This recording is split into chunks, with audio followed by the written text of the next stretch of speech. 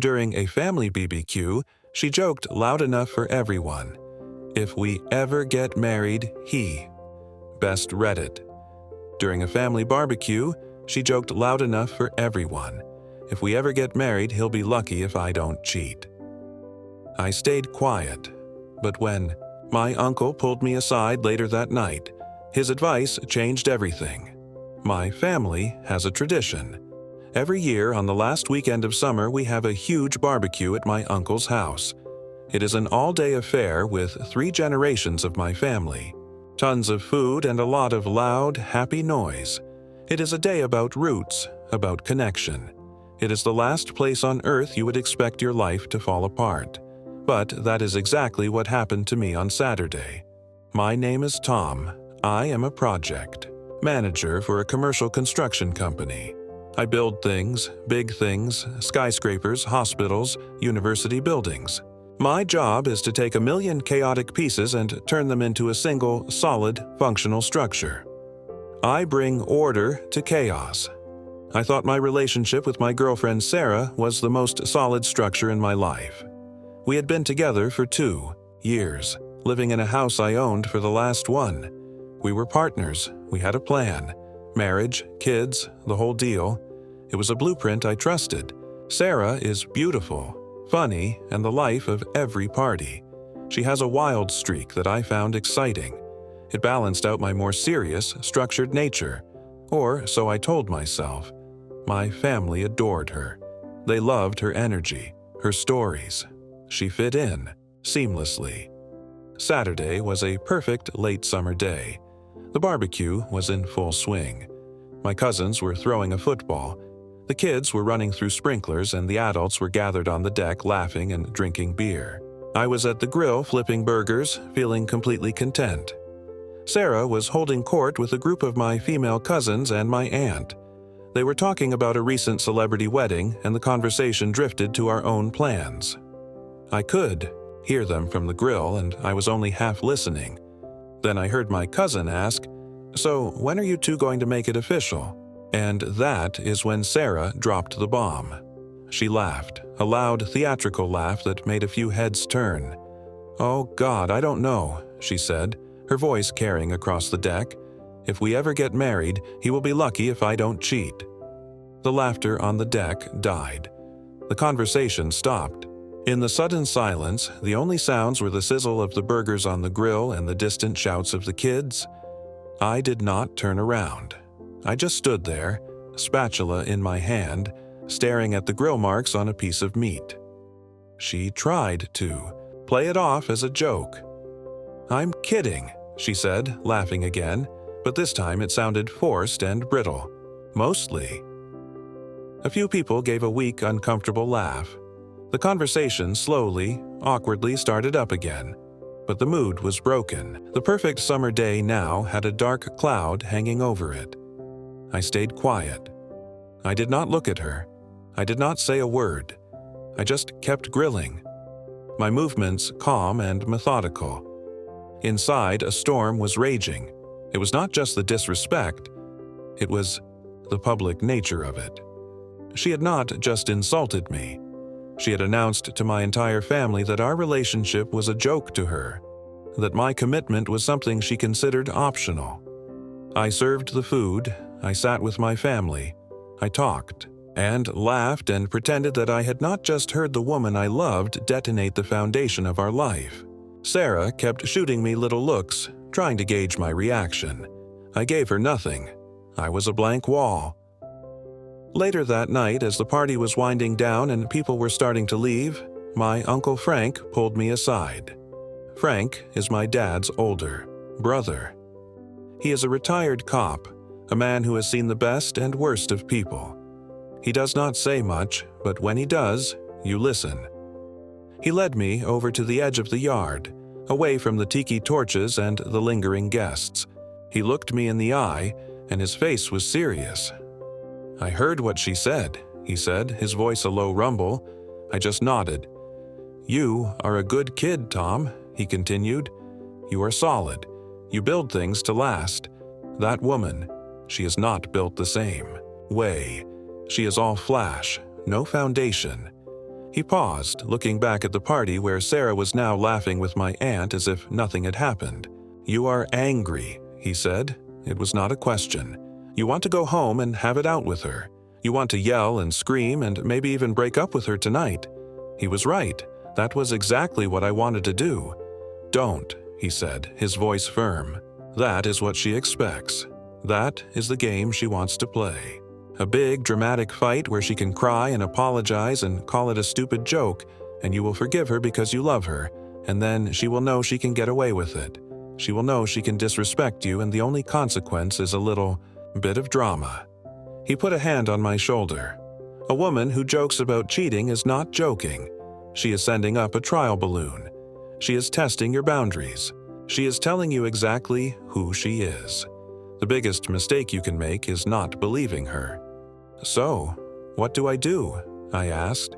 His advice was simple, but it changed everything. "You do nothing," he said. "You go home. You act like everything is fine. You let her think she got away with it. You let her get comfortable. And while she is comfortable, you get smart. You find out if that trial balloon she sent up is the only one, or if there is a whole fleet of them you don't know about. Don't get emotional. Get information. People like that, they don't fear anger. They fear exposure. You want to end it? Fine. But don't end it on her terms. End it on yours.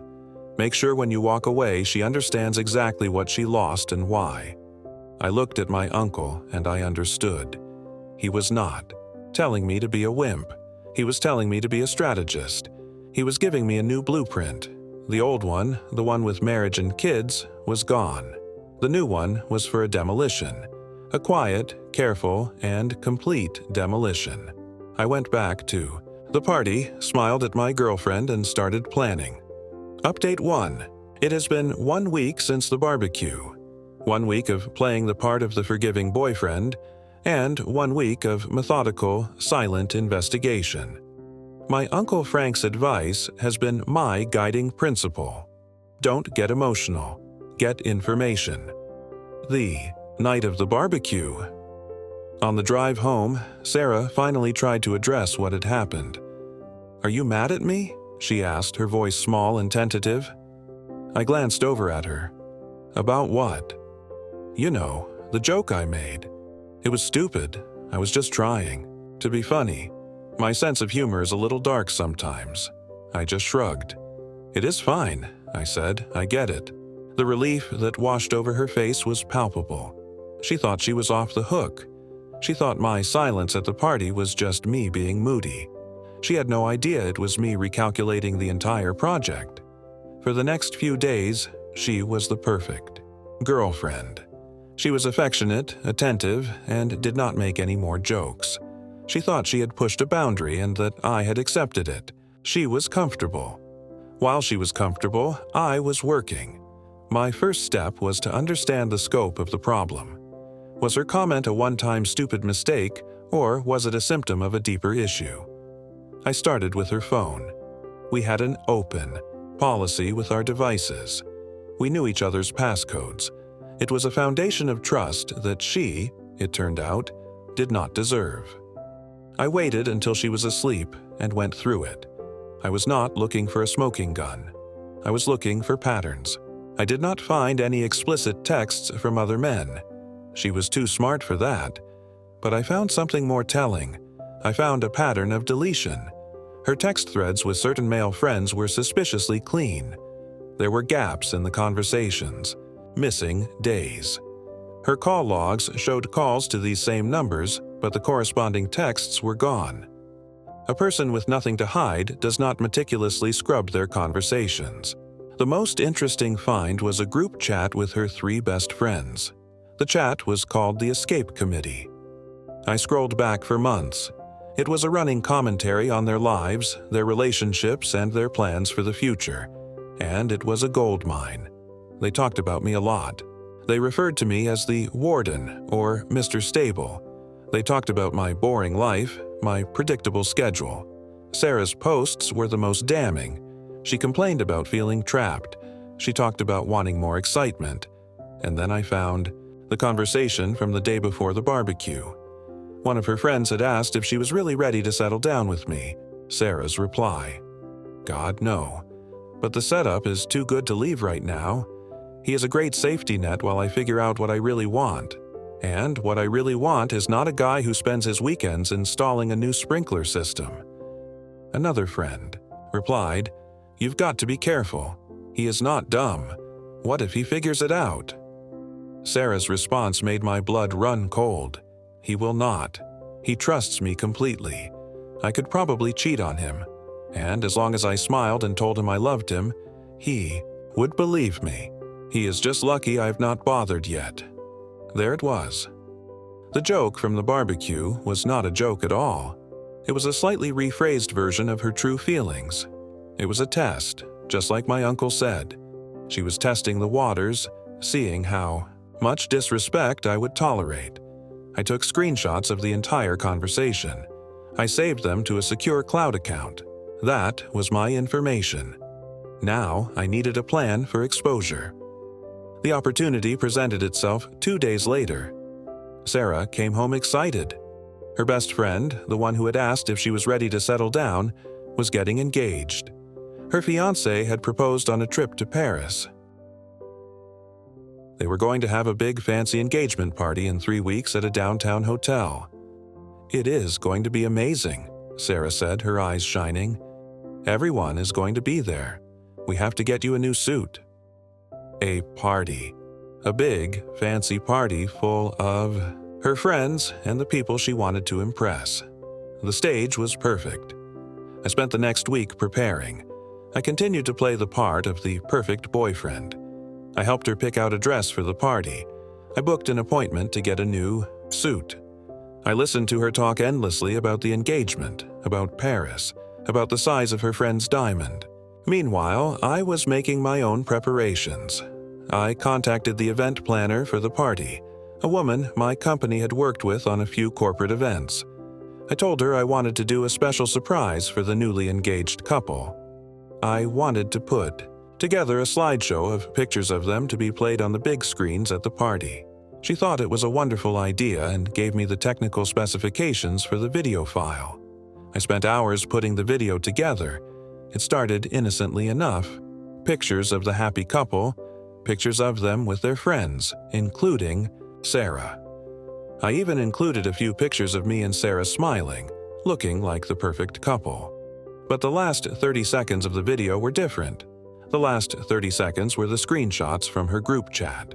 I set the screenshots to scroll slowly across the screen, her own words appearing in huge, undeniable letters set to a soft, romantic piano score. "He is a great safety net while I figure out what I really want. He trusts me completely. He is just lucky I have not bothered to cheat yet." The video was ready. The stage was set. All I had to do was wait for the performance. Sarah thought this party was about her friend. She had no idea it was about to be her grand finale. Update 2. The night of the engagement party felt like the calm before a hurricane.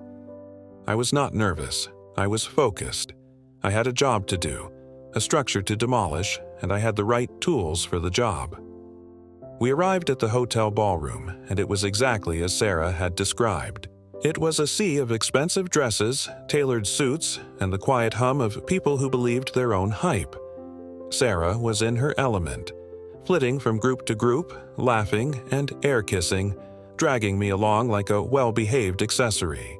I just smiled, nodded, and played my part. I found the event planner and gave her the thumb drive with the video file. "It is all set," I told her. "Just play it right after the father of the bride's toast." She gave me a thumbs up and disappeared into the control booth. An hour into the party, the toasts began. The father of the bride gave a tearful speech. The groom's best man told a few embarrassing stories. Then the groom himself got up and gave a heartfelt tribute to his new fiancée, Sarah's best friend. As he finished, the lights in the ballroom dimmed. The event planner's voice came over the sound system. And now, a special surprise from a dear friend, a look back at some happy memories. The romantic piano music started. The slideshow began. I was standing next to Sarah near the back of the room. She squeezed my arm, a genuine smile on her face. "This is so sweet," she whispered. The first few minutes were perfect. Pictures of the happy couple flashed on the 3 large screens around the room. The guests were all smiling, some dabbing their eyes. Then the music swelled and the final 30 seconds began. The first screenshot appeared. Sarah's words, "He is a great safety net, while I figure out what I really want." I felt her hand on my arm go rigid. Her smile froze. "What is this?" she hissed, her voice a strangled whisper. The next screenshot appeared. "He trusts me completely." A low murmur started to spread through the room as people read the words on the screen. People were turning, looking, from the screens to Sarah, their expressions shifting from happy celebration to confused shock. And then the final screenshot, the one from the barbecue, filled the screens. "He is just lucky I have not bothered to cheat yet." The room went completely silent. The only sound was the soft piano music, which now sounded like a funeral dirge. The video ended. The screens went black. The lights came up. And in that brightly lit, silent ballroom, every single eye was on Sarah. Her face was a mask of pure, horrified disbelief. Her friends, the members of her escape committee, were staring at her, their own faces pale with shock and dawning dread. They had been exposed along with her. I turned to look at her. The beautiful, confident woman I had been with for 2 years was gone.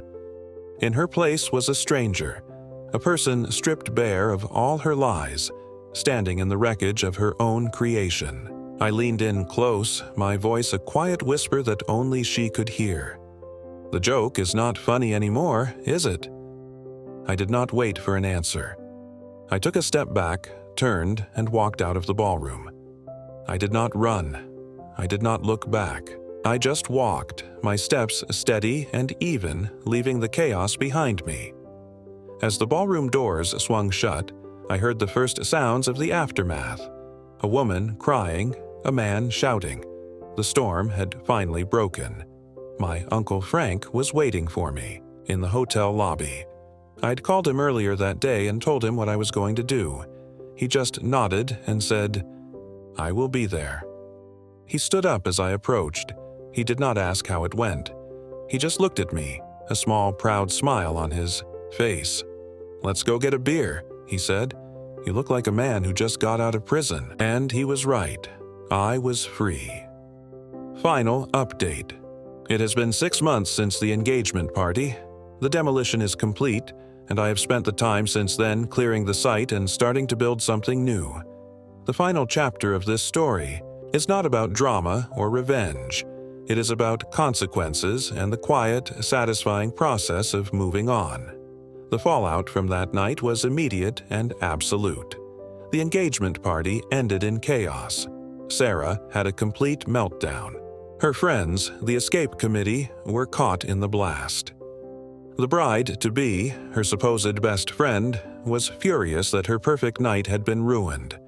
Their friendship, I am told, is over. Sarah's social life was obliterated. The story of what happened spread like a virus through her circle. The evidence was undeniable. She was not the victim. She was the architect of her own humiliation.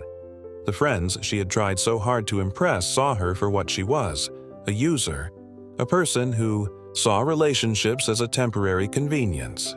They abandoned her. She tried to launch a counteroffensive, of course. She told people I was a psycho, that I had doctored the screenshots, that I was a controlling monster, but it did not work. My reputation was solid, and her own words displayed. For all to see were too damning. She lost her job. It turned out the fiancé of her friend, the groom from the party, was a partner at the marketing firm where she worked. He did not fire her directly. He did not have to. The work environment became so toxic, so full of whispers and sideways glances that she was forced to resign. She had to move out of my house, of course.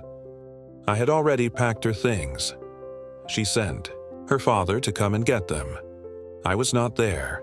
I left the boxes in the garage. Her father, a man I had always respected, did not even look me in the eye when I saw him briefly a few weeks later. The shame was too great. She is now living in a small apartment across town. She's working a low-level job trying to rebuild her life. She has no friends, no partner, and a reputation that will follow her for a long time. I received one communication from her about 2 months ago. It was a long, rambling email. It was a mix of apologies, accusations, and self-pity. She wrote that the barbecue comment was the biggest mistake of her life. She wrote that she did not really mean it, that she was just trying to sound cool and detached. She wrote that my uncle was a cruel old man for giving me the advice he did. That was the line that made me realize she still did not get it. She was still blaming someone else. She was blaming her joke. She was blaming my uncle. She was blaming everyone but the person who is actually responsible herself. I deleted the email without replying. My life is good. It is quiet. It is stable. I have been spending a lot of time with my family, with the people who formed my real foundation. My Uncle Frank and I go fishing every other weekend. We do not talk about what happened, but we do not need to. He just claps me on the back and says, "You did good, kid." The revenge was not the slideshow. It was not the public humiliation. The real revenge was in the simple act of believing her. She told me exactly who she was with that joke at the barbecue. My uncle's advice was not about revenge. It was about self-respect. He told me to believe her, and I did. I took her at her word, and I acted accordingly. She thought she was playing a game where she could have my stability while keeping her options open. She did not realize that, for me, commitment is not a game. It is a structure. It is a promise. And when you prove that your promises are worthless, I do not get angry. I just tear down the building and start over on solid ground. And the new foundation I am building is stronger than